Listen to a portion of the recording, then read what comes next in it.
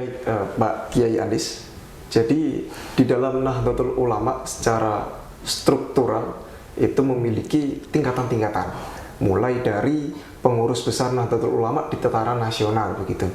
Pimpinan wilayah provinsi, kemudian pimpinan cabang itu kabupaten kota, bahkan sampai MWC atau ranting di tingkatan kecamatan dan kelurahan. Nah, di situ seberapa urgensikah atau juga otoritas mana di struktural mana yang kemudian Basul Masail ini mempunyai wewenang lebih. Nah, dalam hal ini di tingkatan mana seperti itu? Ya, di sini sebetulnya letak di mana Basul Masail ini memiliki keunikan ya di NU. Pada setiap level kepengurusan itu tadi, dari tingkat nasional sampai tingkat ranting, masing-masing memiliki otoritas untuk melakukan Basul Masail, dan itulah yang selama ini berjalan. Memang pada tataran praksisnya hasil Basul Masail di tingkat wilayah itu bisa jadi berbeda dengan hasil-hasil Basul Masail di tingkat kabupaten misalkan, atau berbeda lagi di tingkat nasional. Ini menunjukkan bahwasanya otoritas Basul Masail di NU itu masih tersebar sedemikian rupa di berbagai tingkatan itu, yang selama ini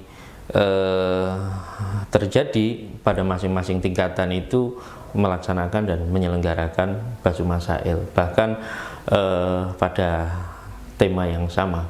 Tapi seringkali di tingkat wilayah atau di tingkat cabang dan di bawahnya itu memilih untuk melihat terlebih dahulu apakah sudah dilakukan Basul Masail sebelumnya di tingkat apapun, terutama di tingkat pusat dan wilayah. Apabila sudah, maka sikap di antara beberapa penyelenggara Basul Masail pada setiap wilayah itu memanfaatkan hasil itu. Jika tidak melengkapi atau jika ada variabel atau konteks yang berbeda, maka kemudian dilakukan Basul Masail kembali. Yang terjadi seperti itu. Jadi melihat terlebih dahulu sejauh mana produk-produk Basul Masail sebelumnya yang sudah dilakukan terlebih dahulu pada semua tingkatan, baik pusat, daerah maupun di tingkat kabupaten, itu dilihat terlebih dahulu. Baru kemudian jika belum pernah dilakukan Basul Masail, maka tingkat apapun bisa melakukan Basul Masail.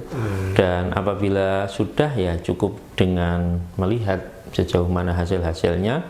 Jika diperlukan maka dilengkapi, jika diperlukan maka ditambahkan sesuai konteks yang berkembang, yang berbeda. Begitu yang selama ini terjadi di Basul Masail. Hal itu menjadi menarik karena Basul Masail ini apakah rutin begitu, Gus? Jadi per bulan atau 2 bulan sekali atau 6 bulan sekali, 1 tahun sekali melaksanakan apa istilahnya, mekanisme menentukan suatu hukum begitu atau fatwa, itu sesering apa, Gus? Iya, Basul Masail ini ada 2 tipe penyelenggaraan. Memang ada yang sifatnya rutin. Rutin itu seperti forum Munas, kemudian forum Muktamar, forum Mubes, itu senantiasa Basul Masail ini sudah menjadi bagian dari agenda kegiatannya, yang itu didahului biasanya terlebih dahulu dengan menjaring beberapa permasalahan yang itu terjadi, yang beredar di masyarakat, baik isu atau permasalahan nasional, lokal, daerah, baik itu terkait dengan ibadah, terkait dengan muamalah, terkait dengan sains dan lain sebagainya. Itu diinventarisir dan kemudian dibuat skala prioritas mana nanti yang akan dibahas dalam proses Mubes, dalam menjadi bagian dari agenda Munas, Muktamar, yang itu menunjukkan bahwasanya penyelenggaraannya bersifat rutin sesuai dengan apa namanya siklus muktamar mubes itu sendiri. Ada juga penyelenggaraan Basul Masail ini tipenya mengikuti program dari institusi, baik di tingkat PBNU, wilayah, kemudian juga cabang di kabupaten, itu mengikuti agenda atau program kegiatan dalam raker masing-masing lembaga. Ada juga yang sifatnya penyelenggaraannya sangat insidentil.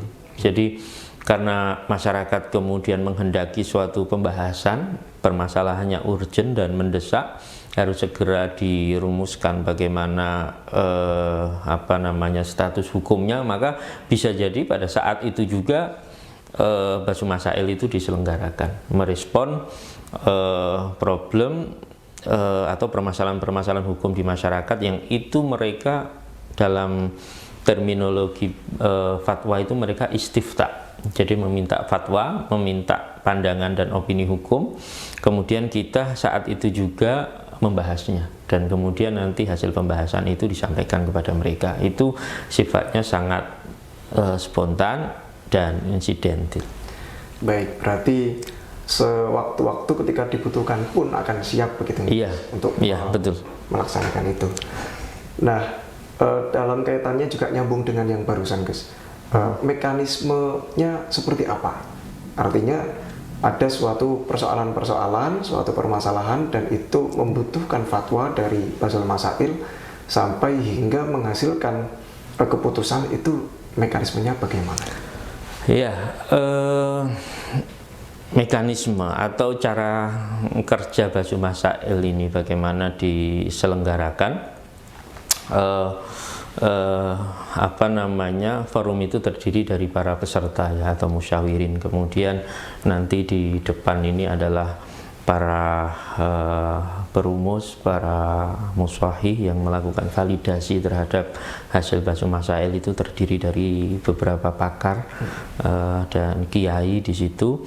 Kemudian dimulailah pembahasan oleh para musyawirin, oleh para peserta Basul Masail itu, dengan mengungkapkan fakta-fakta dan memberikan ibarat-ibarat atau kutipan-kutipan dalil ya dari kitab-kitab yang sudah diakui.